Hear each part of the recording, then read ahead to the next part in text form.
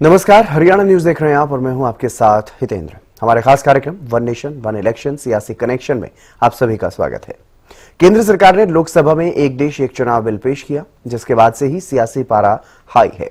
राजनीतिक वार पलटवार भी जारी है। इसी से जुड़े हमारे इस खास कार्यक्रम में हम आपको दिखाएंगे कि कैसे एक देश एक चुनाव बिल को लोकसभा में पेश किया गया और साथ ही आपको यह भी बताएंगे कि एक देश एक चुनाव के विरोध के लिए विपक्षी दलों ने क्या कुछ रणनीति बनाई।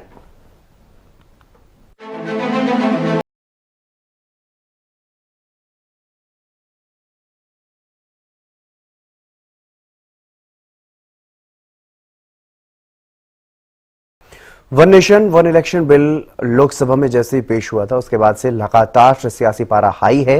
जहां कांग्रेस इसे बीजेपी का एजेंडा बता रही है, तो वहीं बीजेपी इसे देश के विकास के लिए अच्छा बता रही है। विपक्ष और सत्ता पक्ष के बीच क्या कुछ बयानबाजी चल रही है और विपक्ष इसका क्यों विरोध कर रहा है, इस रिपोर्ट में आप देखिए।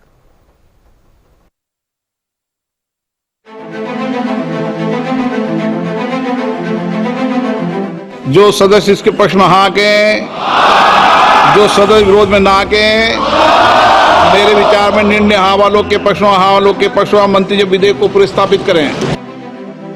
One nation one election bill pass.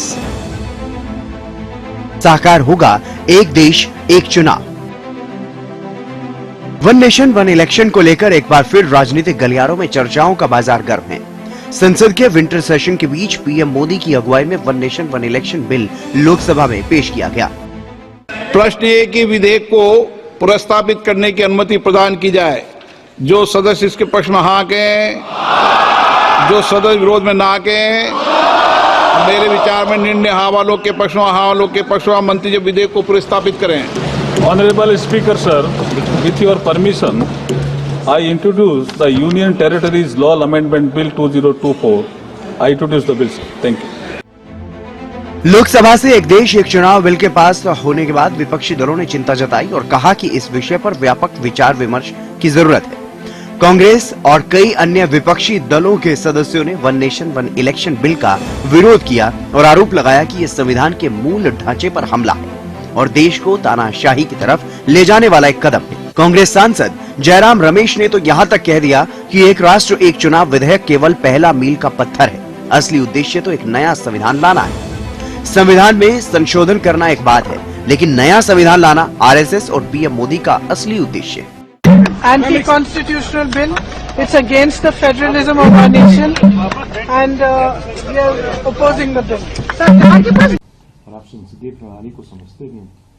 कल जो है one nation one election Lok Sabha के अंदर उसका एक्ट जो है बिल लाया गया और उसके बाद में ये भी कहा जा रहा है कि जो नंबर्स रहे वो 269। अरे यार 272 भी नहीं मिला उनको। कल 272 मिलने थे, 272 भी नहीं मिला। सिंपल मेजॉरिटी नहीं मिला उनको इंट्रोडक्शन के समय। इनको 2/3 बहुमत कहां से मिलेगी? 2/3 बहुमत मिलना असंभव है। जब 272 नहीं वो उनको नहीं मिला, जब बिल पेश किया जा रहा था, जब बिल पर वोटिंग होगा, 2/3 बहुमत कहां से मिलेगा? हमने अपोज किया है ये जो हमारा देश का जो फेडरल स्ट्रक्चर है, उसको खत्म करने की कोशिश है। ये पूरे एक व्यक्ति के हाथ में राज्य और देश की सत्ता रहे, उसके लिए ये बिल आया है। लेकिन वो जो व्यक्ति है जिसके लिए आप ला रहे हो, वो व्यक्ति अपना कार्यकाल पूरा नहीं करेगी। मैं आपको बता रहा हूं। अपने खर्चा ऐसा है कि जब ये खर्चा ठीक है, आपके बैंक के खाते में बीजेपी के 10,000 करोड़ कहां से आए, उसका हिसाब दीजिए। बाद में खर्चे की बात करिए। चुनाव में सबसे ज्यादा खर्चा करने वाली पार्टी अगर कोई होगी, वो भी काला बाजार से लाता है पैसा, ब्लैक मनी, वो बीजेपी है। ये बीजेपी का जो पैसा कहां से आता है, वो खर्चा आप कम कीजिए ना। अलमत में आ गई वन नेशन वन इलेक्शन में 269 और बहुमत होना चाहिए 272 का। तो पहले तो अपना बहुमत देखिए, अलमत में आ गई है। तो हम तो मांग करते हैं कि पहले बहुमत सिद्ध करें, बहुमत सिद्ध करें। तो कांग्रेस के प्रोटेस्ट को किस रूप में देख रहे हैं? देखिए हम लोगों का तो इंडिया गठबंधन है। इंडिया गठबंधन पूरी तरह से एक है और हमारी भारतीय जनता पार्टी से मांग है पहले बहुमत सिद्ध करे, अलमत में है। तो वहीं दूसरी ओर बीजेपी नेताओं का कहना है कि वन नेशन वन इलेक्शन देश के लिए बहुत महत्वपूर्ण है। जब देश में चुनाव होते हैं तो आचार संहिता लगती है, जिससे विकास कार्यों में बाधा आती है। लोकसभा और विधानसभा के चुनाव अगर एक साथ होंगे तो विकास भी बाधित नहीं होगा, विकास की गति और तेज होगी।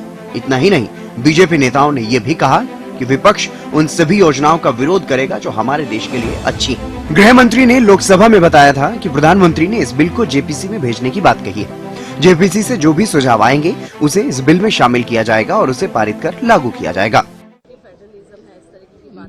देखिए, हमारा विपक्ष जो भी हमारे देश के लिए अच्छा होगा उसको लेके यही बात बोलेंगे, और वो खुद डेमोक्रेसी को कितने बार हत्या कर चुके हैं इसकी कोई गारंटी नहीं है, और दूसरे के ऊपर वो दोष मोड़ देते हैं। और सबसे बड़ी बात है कि आज आदरणीय गृहमंत्री जी ने लोकसभा में बताया था कि प्रधानमंत्री जी कैबिनेट में बोले थे कि इसको जेपीसी में भेजना है, क्योंकि हम सबकी राय लेने जाते हैं। जेपीसी में तो सारी पार्टी के लोग रहेंगे, वो अपनी राय देंगे, वहाँ पे कहीं पे करेक्शन की जरूरत है करेक्शन सुझाव देंगे, और उसके साथ साथ जब वही करेक्शन को नए जब बिल आएगा तब उसमें इनको सब इनकॉर्पोरेट किया जाता है। जैसे आप जानते हैं जेपीसी में यही काम होता है, जेपीसी से जो सजेशन आएंगे उसको इनकॉर्पोरेट करेंगे तो सरकार बिल लाएगी, उसके बाद उसका इम्प्लीमेंटेशन होगा। इसमें एंटी डेमोक्रेटिक क्या है और एंटी फेडरलिज्म क्या है इसमें?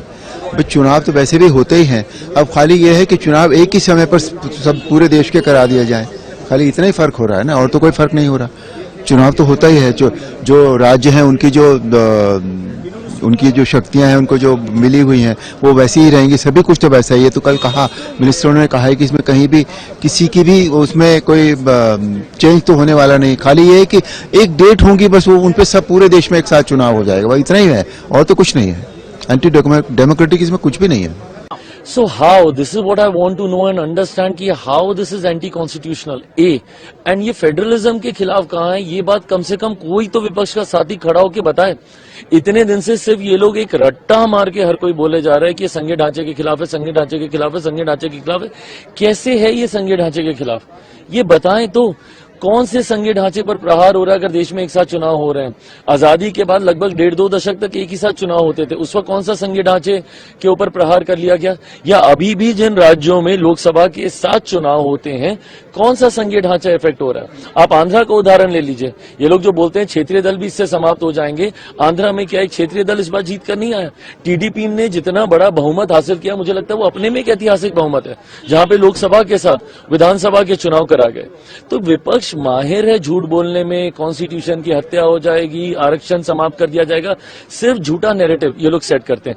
मेरिट्स पे आप बात कीजिए, संघीय ढांचे पर प्रहार है तो कैसे प्रहार है? छोटे दल समाप्त हो जाएंगे कैसे? क्या हम लोग सारे क्षेत्रीय दल इसका समर्थन नहीं कर रहे? जनता दल यूनाइटेड इसका समर्थन कर रही है, टीडीपी इसका समर्थन कर रही है, मेरी पार्टी इसका समर्थन कर रही है, शिवसेना इसका समर्थन कर रही है, तमाम दल तो इसका समर्थन कर रहे हैं। तो किस तरीके से जो अफवाह ये लोग फैलाने का काम करते हैं सरासर गलत है। जनता को गुमराह आज की तारीख में आप लोग नहीं कर सकते। अच्छा है, देखिए इससे बहुत सारा देश का फायदा होगा। विकास रुकता है, विकास नहीं रुकेगा, और देश की बहुत बड़ा धनराशि बचेगी। लोगों के टैक्स का पैसा सरकार के खजाने में जाता है, इलेक्शन कमीशन के पास जाता है, वो पैसा बचेगा। विपक्ष इस पर भी ऑब्जेक्शन ले रहा है। विपक्ष का काम है ऑब्जेक्शन लेना, पर वो देश हित कभी नहीं सोचते। उनका ऑब्जेक्शन अगर देश में है तो पार्लियामेंट में बहस करें और बताएं। बहरहाल वन नेशन वन इलेक्शन के प्रस्ताव को जहां बीजेपी देश के तेज गति से विकास के लिए अच्छा बता रही है, तो वहीं कांग्रेस समेत और कई विपक्षी दलों ने इसे लोकतांत्रिक और संघीय ढांचे के खिलाफ बताया है। Bureau report, Haryana news.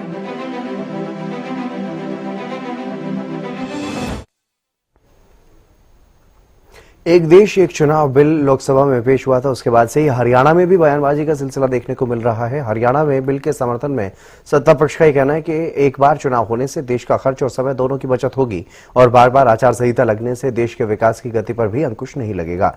तो वहीं विपक्ष लगातार बिल का विरोध कर रहा है।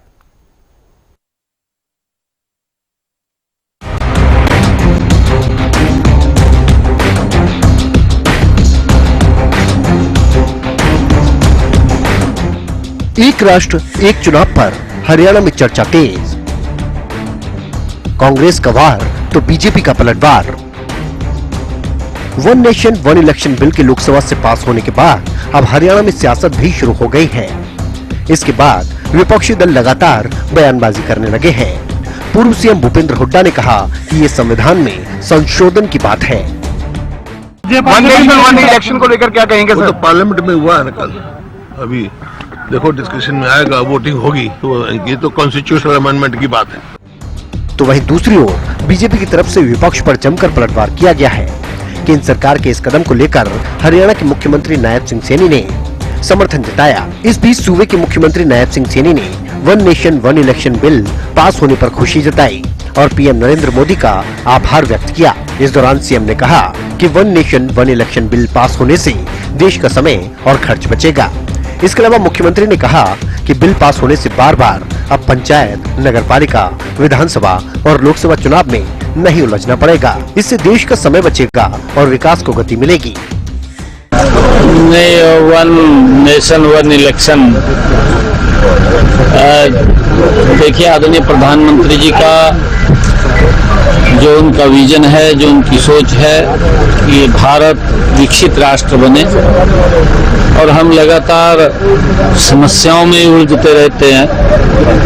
कभी चुनाव पंचायत का है, कभी चुनाव नगरपालिका का है, और कभी चुनाव विधायिका का है, और कभी चुनाव सांसद का है, लोकसभा का है। इन्हीं चुनावों के अंदर समय बर्बाद और पैसा वेस्टेज होता था। प्रधानमंत्री जी जो बिल लेकर के आए हैं वन नेशन वन इलेक्शन, उसकी मैं पूरी प्रशंसा करता हूं, और इससे खर्चा भी कम होगा, समय भी बचेगा, और ये भारत विकसित राष्ट्र गति से बनेगा। ये आदरणीय नरेंद्र मोदी जी की सोच है, और उसको सोच की हम पूरी सराहना करते हैं।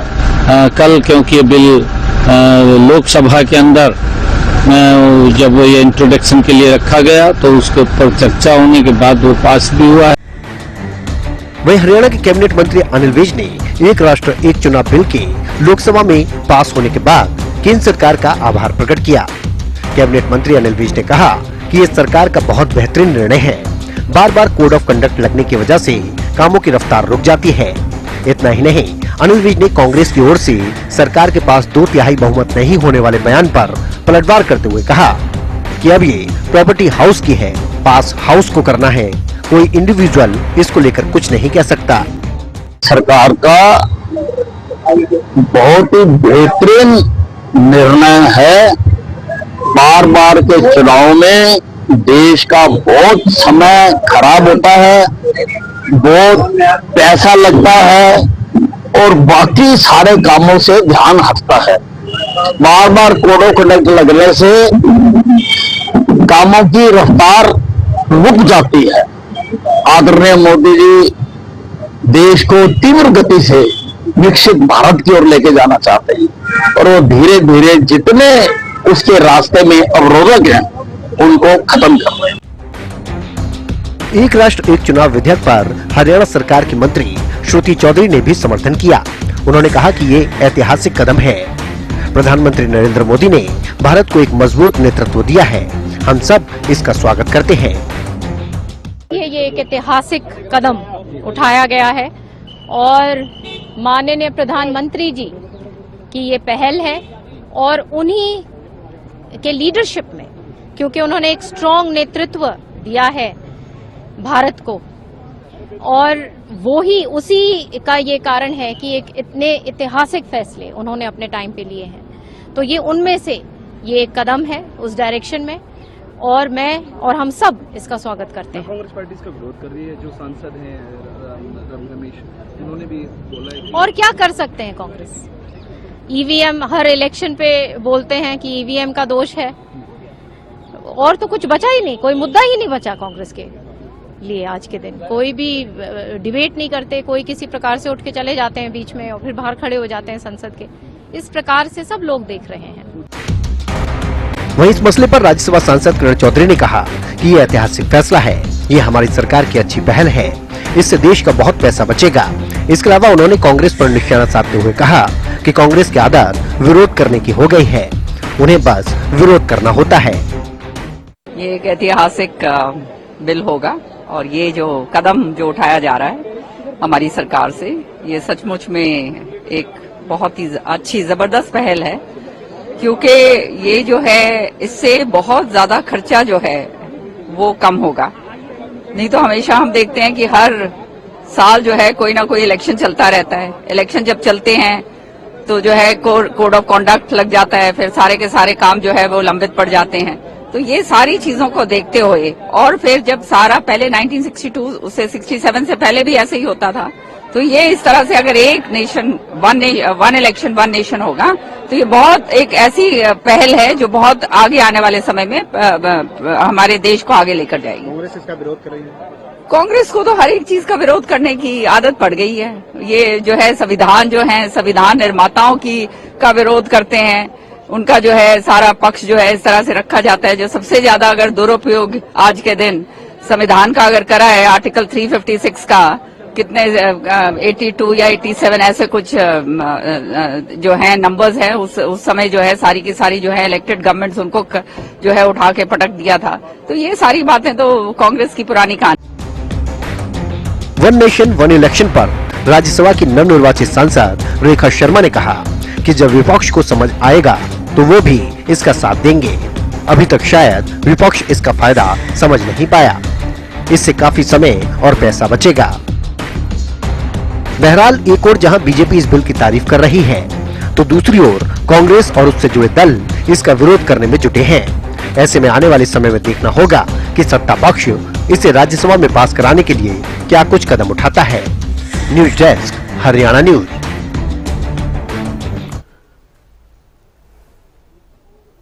एक देश एक चुनाव पर हालांकि अभी चर्चा ही हो रही है, लेकिन जब एक देश एक चुनाव होगा तो चुनाव आयोग की चुनाव करवाने के लिए क्या कुछ रणनीति रहेगी और चुनाव करवाने में एक साथ पूरे देश में चुनाव करवाने में कितना खर्च आएगा, इस रिपोर्ट में आप देखिए।